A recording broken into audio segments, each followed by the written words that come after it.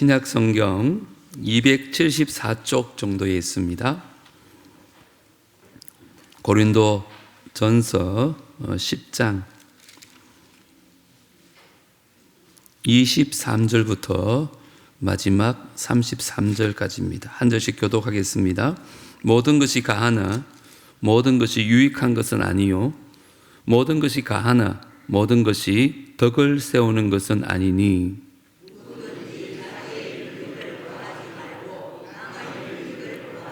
무릇 시장에서 파는 것은 양심을 위하여 묻지 말고 먹어라. 불신자 중 누가 너희를 청할 때에 너희가 가고자 하거든 너희 앞에 차려놓은 것은 무엇이든 양심을 위하여 묻지 말고 먹으라.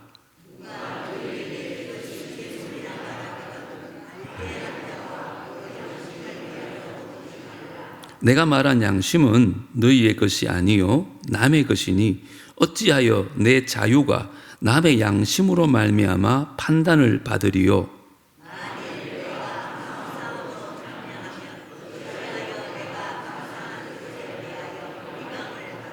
그런즉 너희가 먹든지 마시든지 무엇을 하든지 다 하나님의 영광을 위하여 하라.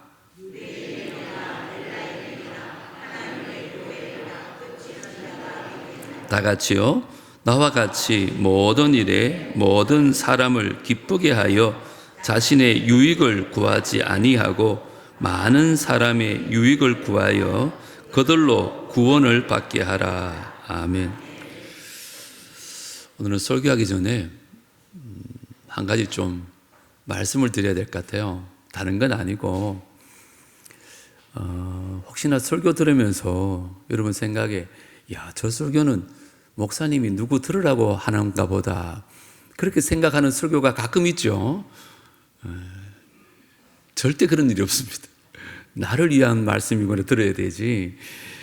저도 지금껏 목회 양심에 한 번도 누구를 생각하고 혹시나 제가 말씀 준비하다가 혹시나 그분이 이 말씀 들어 상처가 될까 봐 더 언어를 순화하지 누구 들으라고 하는 설교는 아닙니다. 여러분들 중에 혹시나 이 설교 들으면서 상처가 될까 봐서 미리 한번 말씀드리는 것이 좋겠다는 생각이 있어서 오늘 말씀 전합니다. 오늘 이 원고는 지난 목요일 날 이미 방송실에 올라간 원고입니다. 오늘 말씀의 제목은 우리가 하나님의 영광을 위하여 하라 이렇게 한번 잡아봤습니다. 사도 바울이 이제 우상 제물에 대해서 마지막 결론을 내리고 있습니다. 그 명쾌한 결론이 31절입니다. 뭐라고 말합니까? 그런즉 너희가 먹든지 마시든지 무엇을 하든지 다 하나님의 영광을 위하여 하라. 아주 유명한 구절이잖아요. 이 구절이 바로 우상에 바쳐진 제물에 대해 먹는 문제에서 나온 귀한 배경을 갖고 있습니다. 우상에 바쳐진 제물을 먹을 것인가 먹지 않을 것인가 분별할 때 과연 어느 것이 하나님께 더 영광이 돌려질 것인가, 어느 것이 하나님의 영광을 가리는 것인가를 생각하면 쉽게 분별할 수 있다. 사도 바울은 그렇게 말합니다. 그리고 단지 우상 제물에 가는 일뿐 아니라 우리 삶의 모든 영역 가운데도 우리의 판단 기준이 바로 이것이어야 합니다. 이것이 하나님께 영광을 드러내는가 아니면 하나님의 영광을 가리우는가, 이것이 우리의 모든 언행의 판단 기준이 되어져야 한다고 사도 바울은 말하고 있습니다. 우리가 우리의 삶을 이렇게 살면서 나의 기쁨과 만족을 위해 살면 내가 참 기쁨을 경험할 수 있을 것 같지만 사실은 그렇지 않습니다. 반대로 우리가 모든 일을 하나님의 영광을 위해 한다는 마음으로 충성할 때 우리의 삶이 오히려 더 의미가 있고 목적이 있는 삶으로 변하게 되더라는 것입니다. 여러분들이 직장을 나가도 마찬가지고 친구를 만나는 것도 마찬가지고 내가 잠을 자고 아침에 일어나 밥을 먹어도 이 모든 것을 뭐를 위하여? 하나님의 영광을 위해 한다는 그 마음으로 살 때 우리는 후회 없는 삶을 살 수 있다는 거죠. 빌립보에서 사도 바울은 이렇게 말합니다. 나의 간절한 기대와 그 소망을 따라 아무 일에든지 부끄러워하지 아니하고 지금도 전과 같이 온전히 담대하여 살든지 죽든지 내 몸에서 그리스도가 존귀하게 되게 하려 하나니 이는 내게 사는 것이 그리스도니 죽는 것도 유익함이라. 오직 그리스도가 존귀하게 되고 하나님이 영광을 받으시는 목적으로 살다 보니 나의 삶 전체가 그리스도로 가득 차게 될 뿐 아니라 내가 죽음도 두려워하지 않는 그런 보람찬 삶을 살게 되었다는 말씀입니다. 사랑하는 성도 여러분, 여러분도 참된 기쁨과 만족을 경험하며 살기를 원하신다면 먹든지 마시든지 무엇을 하시든지 오직 하나님의 영광을 위하여 할 수 있는 귀한 은혜가 있기를 주님으로 축복합니다. 그게 우리의 삶의 목적이 되어져야 되는 거예요. 자, 그러면 좀 더 구체적으로 하나님의 영광을 위해 사는 삶이 어떤 삶일까요? 특별히 인간관계 안에서 우리가 어떻게 하면 우리의 언행이 하나님께 영광이 되고 남에게 덕이 될까요? 오늘 한 3가지로 말씀을 살펴보려고 합니다. 한번 따라합니다. 바른 말보다 덕이 되는 말을 하라. 우리가 고린도전서 8장에서 살펴봤던 것처럼 사도 바울은 우상의 제물을 먹어도 아무 상관없다는 말을 합니다. 왜요? 우상은 아무것도 아니기 때문에. 그런데 오늘 23절을 보면 우리의 자유를 어떻게 사용해야 되는가에 대해서 중요한 가르침을 하나 줍니다. 우리 23절을 다시 한번 읽겠습니다. 시작. 모든 것이 가하나 모든 것이 유익한 것은 아니요 모든 것이 가하나 모든 것이 덕을 세우는 것은 아니니. 이 말은 우상에게 바쳐진 제물을 먹어도 아무런 죄가 되지 않지만 그렇게 하는 것이 항상 유익을 끼치고 덕을 끼치는 것은 아니다, 이 말이에요. 이 말이 무슨 말인가 하면 이 기독교인들은요, 내 마음에 끓임이 없고 아무리 내 자신에게 떳떳한다 할지라도 그것이 남에게 덕을 끼치는 것인가, 남에게 유익을 끼치는 행동인가를 먼저 생각해 보라는 거예요. 내 말과 행동이 바른 것인가 아닌가, 여기에 판단이 끝나면 안 된다는 거예요. 과연 이것이 남에게 덕을 끼치는 것인가, 더 나아가서 하나님의 영광을 드러내는 것인가, 거기까지 생각이 나가야 된다는 거예요. 그래서 올바른 말을 하는 것이 중요한 게 아니에요. 올바른 말을 올바른 때에 올바른 방법으로 하는 것이 바로 덕을 끼치는 말이라는 거예요. 사도 바울은 지금 그 말하는 거예요. 다시 말해서 내가 아무리 옳은 말을 하고 옳은 행동을 한다 할지라도 그것이 남에게 상처를 준다든지 해를 끼친다면 그것은 올바른 말과 행동이 아니라는 걸 이야기하는 거예요. 에베소서 4장 29절에도 보면 이런 말이에요. 무릇 더러운 말은 너희 입 밖에도 내지 말고 오직 무슨 말? 덕을 세우는 데 소용대로 선한 말을 하여 듣는 자들에게 은혜를 끼치게 하라. 좀 죄송하지만 우리가 입이 있다고 아무 말이나 함부로 하면 안 된다는 말이에요. 오직 남에게 덕을 끼치고 은혜를 끼치는 말만 하라는 거예요. 아무리 옳은 말이라 할지라도 그 말이 남에게 덕을 끼치지 못하고 은혜를 끼치지 못한다면 입을 다물고 침묵하라는 거예요. 제가 친구 목사에게 들은 얘기인데, 야, 정말 그럴 수 있는가 싶을 정도로 충격을 받은 얘기가 있어요. 이제 어느 목사님이 은퇴하실 때가 되어가지고 새로운 젊은 목사님을 그 교회에서 청빙을 했어요. 그래서 새로운 목사님이 부임 설교를 하는 주일이었어요. 첫 설교를 하는데 은퇴하신 목사님이 설교 끝난 후에 축도하러 나오셔가지고 이런 말씀을 하셨다는 거예요. 설교는 참 잘했습니다. 근데 은혜는 전혀 없었습니다. 전교인들 앞에서 은퇴할 목사님이 새로운 목사님한테 그 얘기를 했는 거예요. 그 말 한마디로 교회가 발칵 뒤집어졌어요. 그 목사님은 일평생 쌓아온 신의와 존경을 한순간에 다 잃어버렸고요. 그 말 때문에 교회가 얼마나 어려움을 겪었는지 몰라요. 물론 그분이 하신 말씀이 사실일 수도 있어요. 그분 말씀대로 새로 오신 목사님이 은혜가 좀 떨어지는 말씀을 했을 수도 있어요. 그러나 그 연로 목사님 하신 말씀은 더 은혜가 안 되는 얘기였어요. 왜요? 옳은 말을 한다고 그것이 다 옳은 것이 아니에요. 다시 말씀드립니다.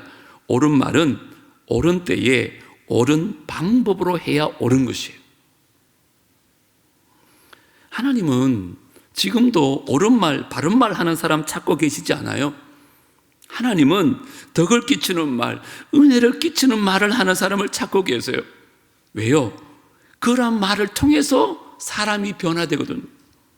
지적한다고 사람이 바뀌지 않아요. 덕을 끼치는 말이란 남이 듣기 좋은 사탕 발림의 말이 아닙니다. 올바른 말을 올바른 때에 올바른 방법으로 하는 것이 덕을 끼치는 거예요. 그래서 듣는 사람을 하여금 은혜로 받게 하는 거죠. 저 말씀이 나를 위해서 하시는 말씀이구나. 그래서 저를 비롯해서 우리가 항상 입을 조심해야 돼요. 사랑하는 성도 여러분, 이제 우리가 남에게 덕을 끼치는 말을 많이 했으면 좋겠어요. 여러분 스스로 한번 돌아보세요. 여러분은 남에게 덕을 끼치는 말을 더 많이 하고 계십니까? 아니면 남에게 상처를 주는 바른 말을 더 많이 하고 계십니까? 여러분의 인간관계를 통해서 하나님께 영광을 돌리는 사람 되기를 원하신다면 바른 말보다 덕을 끼치는 말을 더 많이 할 수 있는 우리 모두가 되어지기를 주의 이름으로 축복합니다. 두 번째 따라합니다. 나의 만족보다 남의 유익을 구하라. 24절 보세요. 누구든지 자기의 유익을 구하지 말고 뭐라고요? 남의 유익을 구하라. 이렇게 말합니다. 남에게 덕을 끼치는 말과 행동을 하는 방법이 뭐냐? 바로 남의 유익을 먼저 생각하는 거예요. 그게 남에게 덕을 끼치는 말과 행동을 하는 방법이에요. 내가 아무리 옳은 일을 한다 해도 결과론적으로 남에게 해를 끼치는 일이 되면 그것은 옳은 일이 아니라는 말이에요. 여러분 한번 예전에 제가 설교 때 한번 들었던 얘기인데 했던 얘기인데 어느 날 원숭이 한 마리가요 이렇게 길을 지나가다가 물고기들이 그 물속에서 헤엄치는 모습을 보고는 그것이 이 원숭이 눈에는요 물고기가 물속에 빠져 죽어가는 것으로 오해를 한 거예요. 그래서 이 사명감에 불탄 이 원숭이가요 그 물고기들을 구조하기 위해서 물속에 들어가 가지고 그 물고기를 잡아서 모래사장으로 막 던져기 시작하는 거예요. 그렇게 열심히 하고 나서 나와 보니까 물고기들이 어떻게 되었을까요? 다 죽어버렸어요. 그때 자기가 한 짓을 깨달아야 되는데 이 원숭이가 뭐라고 생각한 줄 알아요? 내가 좀 너무 늦게 와가지고 이 물고기 다 죽었구나. 내일은 좀 더 일찍 와야지 하고서는 새벽같이 일어나가지고 물속에 들어가가지고 물고기를 다 건져냈다는 거죠. 그래서 결과론적으로 어떻게 됐을까요? 더 많은 물고기가 죽게 되었다는 거죠. 우리가 열정을 가지고 열심히 주를 섬기는 것 중요해요. 그러나 더 중요한 게 있습니다. 그것은 내가 하는 일이 과연 남에게 유익이 되는 일인가?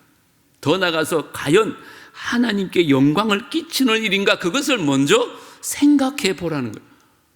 여러분 사도 바울이 과거에도 얼마나 열정적으로 주님을 섬겼습니까? 그 열심으로 그가 뭘 했어요?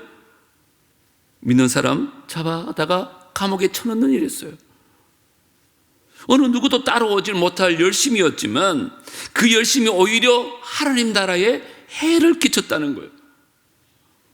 그러므로 우리는 항상 내가 하는 일이 옳다는 확신을 갖기 전에 주님, 제가 하는 일이 하나님 나라에 도움이 되는 일입니까? 아닙니까?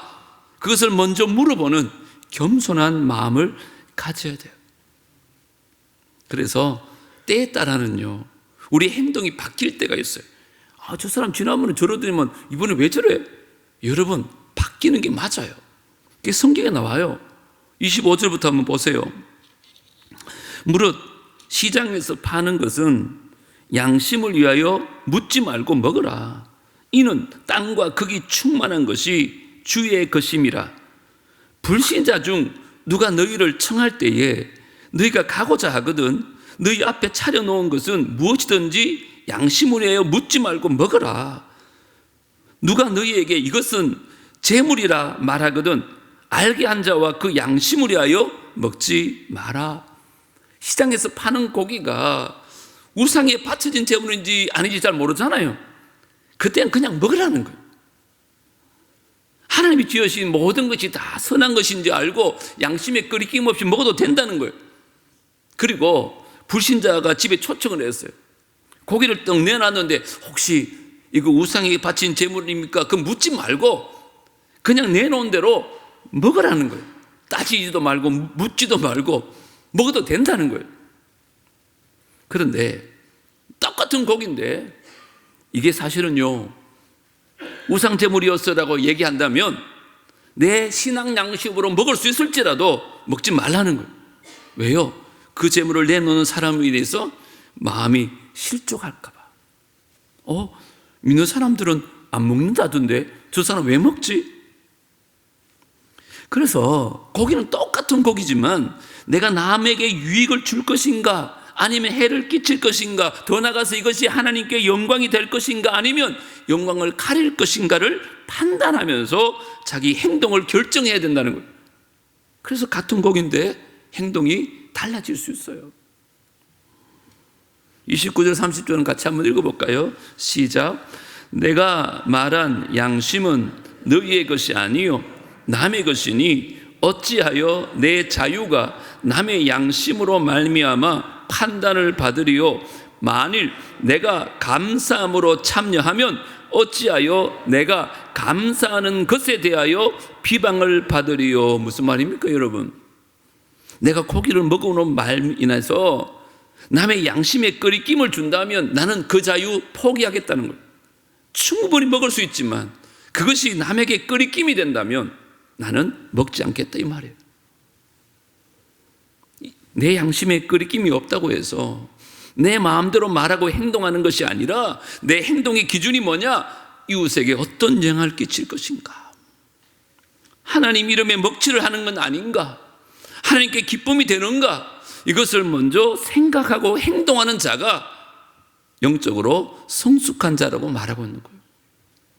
그러므로 고기를 먹어도 하나님의 영광을 위해서 먹으시고 먹지 않아도 하나님의 영광을 위해서 하고 우리가 무엇을 하든지 행동 그것이 중요한 것이 아니라 하나님께 영광이라는 목적에 따라 행동하는 것이 중요하다고 말하고 있는 거죠. 그래서 내가 하나님의 영광을 위해서 살겠노라고 헌신이 있으면요 그것이 나의 행동의 판단의 기준이 되기 때문에 내가 올바른 언행을 하는 사람이 될 것이고 나의 인간관계를 통해서 덕이 세워지고 하나님께 영광이 올라간다는 것입니다. 이런 설교 들으면 여러분 가운데는 이런 생각하실 분도 있을 수 있어요.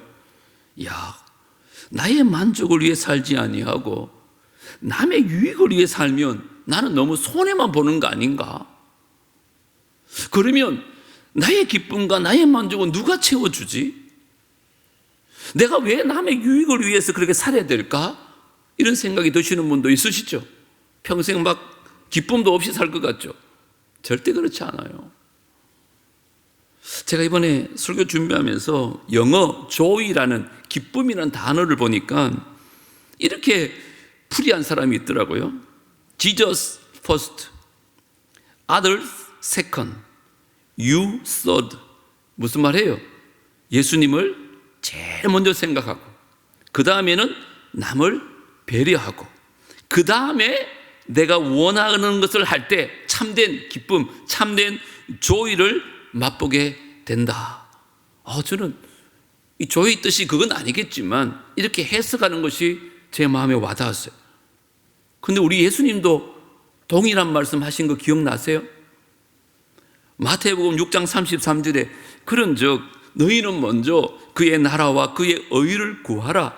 그리하면 이 모든 것을 너희에게 더하시리라. 여러분이 하나님의 영광과 하나님의 의를 먼저 구할 때 하나님께서 우리의 모든 것을 더하여 주신다는 거예요. 우리가 먼저 하나님을 생각하고 이웃을 생각할 때 하나님께서 우리에게 한량없는 은혜와 기쁨을 주신다는 거예요. 전 세계에서 가장 큰 침례교회가 한국에 있어요. 제가 성함은 말씀드리지 않겠습니다만 젊은 시절에 목사님이 개척을 하셨거든요. 근데 성격이 콸콸했나 봐요. 그래가지고 단점이 하나 있는데 자기가 말을 너무 직선적으로 한다는 거라.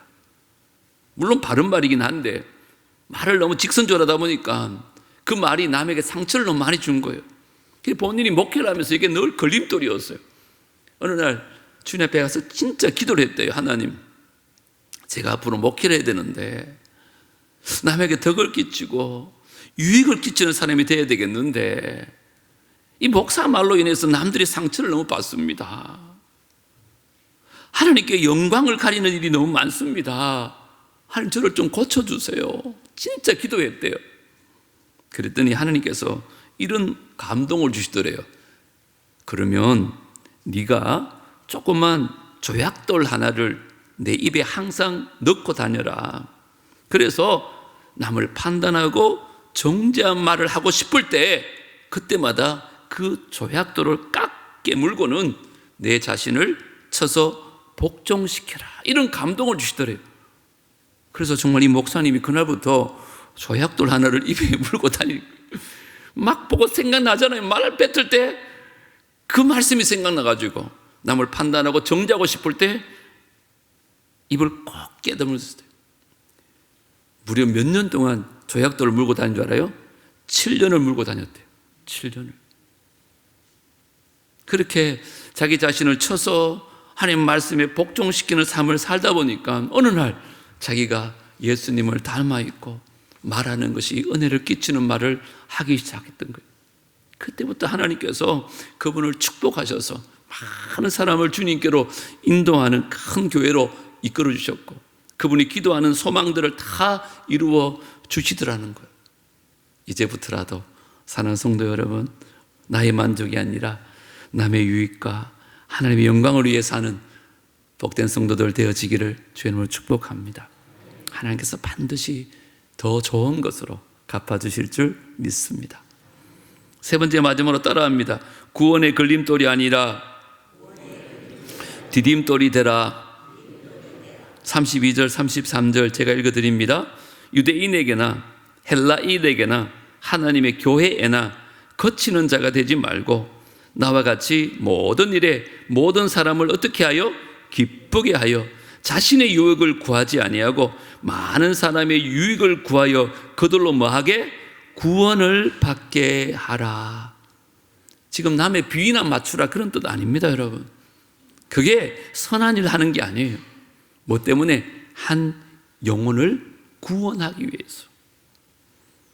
그것 때문에 내 혀를 제어하고 내 행동을 조심하고 그 사람에게 선하고 덕이 끼치는 말을 함으로 말미암아 그의 영혼이 구원시키는 데 쓰임받는 사람이 되라는 거예요. 내 말이, 내 행동이 복음의 걸림돌이 아닌가 날마다 돌아보라는 거예요. 그래서 구원에 있어서 걸림돌이 되지 말고 그들이 나를 통하여 예수님께 나올 수 있도록 디딤돌이 되라. 이렇게 사도 바울은 말하고 있어요. 여기 보면 누구한테 거치는 자가 되지 말라 그래요. 32절에 유대인에게나 또 헬라인에게나 또 하나님의 교회를 말해요. 여러분, 유대인은 율법 아래 있는 사람이고요, 헬라인은 율법 밖에 있는 사람이고요, 하나님의 교회는 율법을 초월해서 하나님의 은혜 아래 있는 사람이에요. 다시 말하면 모든 세상 사람들을 다 포함하는 말이 이 말이에요. 이 말은 우리가 예수님의 제자가 되기 원한다면 우리는 이 세상 어느 누구에게도 걸림돌이 되면 안 된다는 거예요. 모든 사람들에게 선을 베풀고 덕을 끼치며 유익을 주면서 하나님의 영광을 드러내는 삶을 살아야 된다는 거예요. 왜요? 복음을 위해서. 그래야 우리가 남을 구원하는, 인도하는 하나님의 도구가 될 수 있기 때문에. 간혹 우리는 믿는 것들이 더해 이런 말을 들을 때가 있죠. 처음 듣는 말 아니죠. 물론 가슴 아프고 그분들이 우리를 잘 몰라서 오해한 면도 있지만, 저를 비롯해서 솔직히 제가 봐도 믿는 사람보다 못할 때도 있어요. 믿는다는 사람들이 더 사기치고 더 거짓말하고 더 나쁘게 굴고 더 악하게 굴고 용서할 줄도 모르고 화해할 줄도 모르고, 그래서 많은 사람들이 그런 사람들 때문에 시험을 받는 거예요. 예수님이 싫어서 안 믿는 게 아니래요. 믿는 사람들이 싫어서 안 믿는데요. 그런 교회가 싫어서 교회를 떠나는 거예요. 하나님이 우리를 구원하셨으면 그날 천국 데려가면 좋잖아요. 그런데 왜 우리를 이 세상에 남겨두셨을까요? 우리의 가장 큰 사명이 뭐예요? 전도 아닙니까? 복음 전파 아닙니까? 예수님을 증거하는 일이잖아요. 그러나 내가 내 입의 말과 또 내 행동을 제어하지 않기 때문에, 그것 때문에 오히려 사람들이 하나님으로부터 멀어지게 된다면, 여러분, 그것은 바로 십자가의 원수로 행하고 있는 거예요. 저를 비롯해서 이 말씀 앞에 자꾸 남 생각하지 마시고 우리 자신을 한번 돌아봐야 돼. 과연 내가 정말 하나님께 영광을 돌리는 그 인간관계를 맺기 위해서 덕과 유익을 끼치고 있는지, 내가 그냥 내 머리에 떠오르는 말을 그냥 뱉음으로 말미암아 남에게 깊은 상처를 주고 실족하게 하고 있지는 않은지 돌아봐야 되는 거예요. 그렇게 돌아보는 게 왜 중요한 줄 알아요? 그게 바로 예수님을 본받는 삶이기 때문에 그래요. 오늘은 사실은 제가 33절까지만 읽었는데 11장 1절을 한번 보세요. 11장 1절 같이 한번 읽겠습니다. 시작. 내가 그리스도를 본받는 자 된 것 같이 너희는 나를 본받는 자가 되라. 여기 이 말씀 보면 어떤 분들은 야, 사도 바울 금방지다. 어떻게 감히 나를 본받으라 이런 말 할 수 있을까? 그런 뜻이 아닙니다, 여러분. 이 말은 내가 예수님을 본받는 것처럼 여러분도 예수님을 본받는 사람 되십시오, 이런 말을 하는 거예요. 이 본받는 게 뭐냐? 방금 말씀드렸던 세 가지를 얘기하는 거예요, 사도 바울이. 문장상으로 보면 이게 10장에 속하는 말이에요. 바른 말보다 덕이 되는 말을 하라. 물론 우리 예수님이 바리새인들에게 독사의 새끼들아 막 그렇게 욕을 하긴 하셨죠. 그런데 그렇게 하지 않으면, 그들이 회개하지 않으니까 그것이 차라리 그들에게 덕이 되는 말씀이셨어요. 그러나 가늠하다 잡혀온 여인에게 뭐라 그럽니까? 이 독사 같은 여인아 그럽니까? 절대 그러지 않아요. 나도 너를 정죄하지 않겠다. 이제 가서 더 이상 죄를 짓지 마라. 그렇게 따뜻한, 그러나 명백한 권면의 말씀을 해주셨어요. 그래서 바른 말 하는 것보다 더 중요한 것은 덕을 끼치는 말을 해야 된다는 거예요. 우리 예수님이 그러셨잖아요. 두 번째, 나의 만족보다 남을 유익하게 하라. 이게 예수님의 전 삶이 그렇잖아요. 예수님이 하신 일이 이게 하잖아요. 하늘의 모든 영광 버리시고 이 땅에 오셔가지고 자기를 위해서 사신 적이 한 번도 없어요. 그의 삶과 그의 죽음, 모든 것이 우리를 위해서 죽으셨어요. 다 희생하시고 다 내려놓으시고 죽기까지 복종하셨어요. 이 모든 것이 저와 여러분을 위한 삶이었고 죽음이었다는 거예요. 그래서 우리도 그렇게 살아야 돼요. 나의 만족보다 남의 유익을 구하면서. 그리고 세 번째 뭐예요? 구원의 걸림돌이 아니라 뒤임돌이더라. 두말할 거 없잖아요. 예수님은 우리 모두를 구원하기 위하여 그 십자가에서 당신의 모든 물과 피를 다 쏟으시면서 구원의 반석이 되어 주셨잖아요. 주님을 믿고 따르는 모든 자에게 구원에 이르는 놀라운 은혜를 주셨잖아요. 그런 구원의 걸림돌이 아니라 구원에 이르는 디딤돌이 되어 주셨잖아요. 우리도 예수님을 본받으려면 그렇게 살아야 됩니다. 그게 바로 하나님의 영광을 위한 삶이고, 우리도 그렇게 살 때 예수님처럼 하나님의 영광을 위하여 살 수 있다는 것입니다. 이처럼 예수님을 따라가고, 또 우리 앞서 예수님을 따라갔던 신앙의 선조를 우리가 따라가면서, 또 내 뒤에 그러한 사람들이 나와 함께 예수님을 따르는 사람들이 되게 하기 위해서 우리 모두는 한 가지 목적을 위해 살아야 되는 거예요. 그 목적이 뭐라고요? 하나님의 영광. 꼭 기억하십시오. 먹든지 마시든지 무엇을 하든지 하나님의 영광. 이 영광을 위해서 우리가 교회 안에서 또 사회생활을 할 때에 바른 말보다 덕이 되는 말을 하시고, 나의 만족보다 남의 유익을 먼저 구하시고, 또한 구원의 걸림돌이 아니라 구원의 디딤돌 역할을 잘 감당하는, 그래서 하나님의 영광을 위해서 하는 복된 성도들 다 되어질 수 있게 되기를 주의 이름으로 축복합니다. 하나님 아버지, 오늘 사도 바울이 하나님의 영광을 위한 삶이 구체적으로 어떤 것인지 말씀 주셨습니다. 정말 바른 말보다 덕을 끼치는 말을 하게 하여 주옵소서. 나의 만족보다 남의 유익을 먼저 구하게 하여 주시옵소서. 우리 말과 행동이 구원의 걸림돌이 아니라 구원의 디딤돌이 되게 하여 주옵소서. 그래서 먹든지 마시든지 무엇을 하든지 우리가 하나님의 영광을 위해 산다면 하나님께서 우리 인생 가운데 책임지시고 홀로 영광 받아주실 줄 믿습니다. 내일부터 이제 세상 살아갈 때에 오늘 이 말씀 마음에 꼭 새기고 그렇게 살아서 하나님께 영광을 올려드리는 복된 삶 되게 하여 주시옵소서. 예수님 이름으로 기도드리옵나이다. 아멘.